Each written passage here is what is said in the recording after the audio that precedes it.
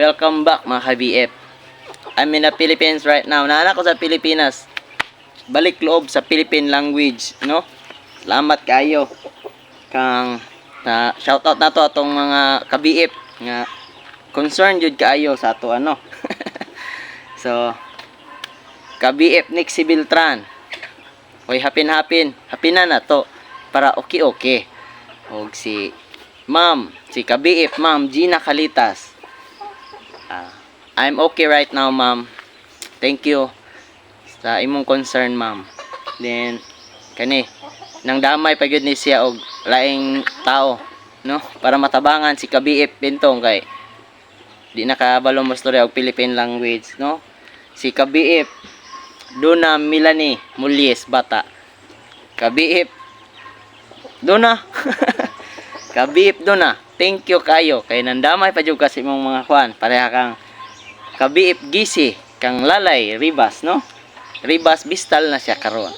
So shout out nato sila mga ka-BF, no? Kumusta ka ka-BF Lalay? Ka-BF Pau Batalon, no? Kung nag-nosebleed ka, trapuhi lang na ka-BF, no? Nen shout out pud ta kang Ma'am Prissy Masaling. Tita, thank you. I'm in the Philippines. No? Og si Brad Nurlam sa Dungdung. Ilab-ilab ba ni pangalan tol? Ilab-ilab ba ni pangalan tol? Ha? Nawala na ang English spoken. Pero nadadala na to ang pagka no? Galing tayo dun. No? I'm fine tol. I'm fine. I'm in the Philippines, tol. Anak ako sa Pilipinas, tol. Ay kabala ka, tol. O, isa sa tanan, i-shoutout po na to, ang Ordip Gaming, ang atong silingan sa area. Ordip Pedro Mahomot. Thank you kayo, dong. Ikaw ginagbuhi sa akong dugo, dong. O, ikado ha. Kaya ginashare po daw niya ang atong video, mga ka-BF. Si ka-BF Elfren Daligdig, ang tag-iya sa palengke. No? Da palengke boy. Tol, salamat kay tol. Kay mo akong gi-advisean. Thank you kay tol, no? Balik. So update sa atong kabintong farming. Si Ibana number 1, 9 days to go, manganak na siya. Then atong giobserbahan niya ang sitwasyon. So yang tutoy na ni kausaban ni hubag na ni bitay nagmaayo nya ni pula ng mga teats, nipple niya, no? Then ihang bisong ni aksyon na pughubag. So mao ni mga sign nga kailangan na nato bantayan ang pagpanganak ni Ibana. So para malikayan nato nga maipit ug ma-assist nato si Ibana number 1 sa iyahang pagpanganak. Sayang mo anak og 13 maipit ang 5. So sayang daw kay masayang. Si Ibana number 2 is mag 1 month na ang iyang pagbuntis ugma January 26 kay gikan pag-iay nato. So giobserbahan nato iyang sitwasyon pod. So wala may mga rihit nga nahitabo, wala nagubag yang bisong, way sign nga nanguwag siya balik. So thanks God kay gikaluyan ang atong trabaho.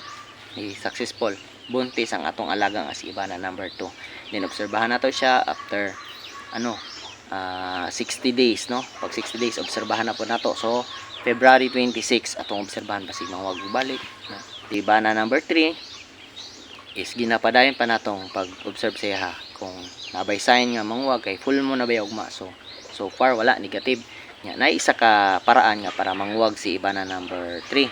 Pero dili ko gusto gamiton to katong santong paspasan. So gamitan siya injectable nga liquid nga para makatabang nga manguwag siya. Pero dili nato tubuhaton kay dili nato gusto diri sa bentong farming nga pasakitan ang atong alaga.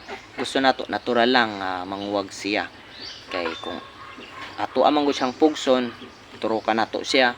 So maabot ang panahon nga di na nato madula atong hayop ang atong alaga kay isog na kay siya, di na siya pagunit siyang baktin. Once baya og naay baktin, no, kailangan nato siya lapot lag og gipon kay para magpatutoy lang inahan. Kay kung di nato putlan og gipon di na magpatutoy ilanahan kay taas kay ng ipon sa mga baktin. So mo to kailangan pamutlon ug ang ilang ikog kailangan putuputlon kay samtang tubo na sila, nagadula-dula na sila, basig mahinay kanila ang ilang ikog mga samad ilang madulaan, mo to hinungdan nga nung masakit pud sila. So mo nay pamutlon nato nya, pamunito nato ng baktina no pag gunitan magina to na bago nato pamutlon. So kailangan buutan ang atong alaga. So di gyud nato siya gamitan og force, no, para manguwag siya. Sagdan lang nato siya. Then mo to ang atong mga alaga nga chicken wings is okay na, napakaw na to mo ng mingaw ng palibot. Kunya sa to say nato yung mga alaga nga nagluya tungod atong sagunson nga ulan. Nadyo tay isa ka buok alaga nga manok nga piso pa noon siya, mga 1 month. Pitik gyud siya.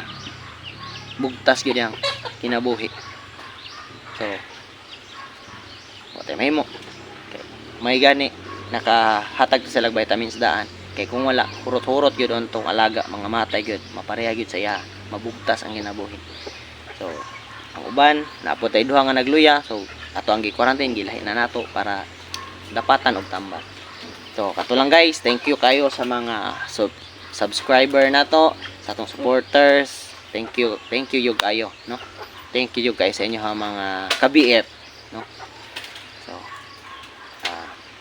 wishing you many more videos to come muna sa Bentong Farming. So keep on watching. Thank you. Like, follow, subscribe, and share. Thank you sa inyo mga kabiet.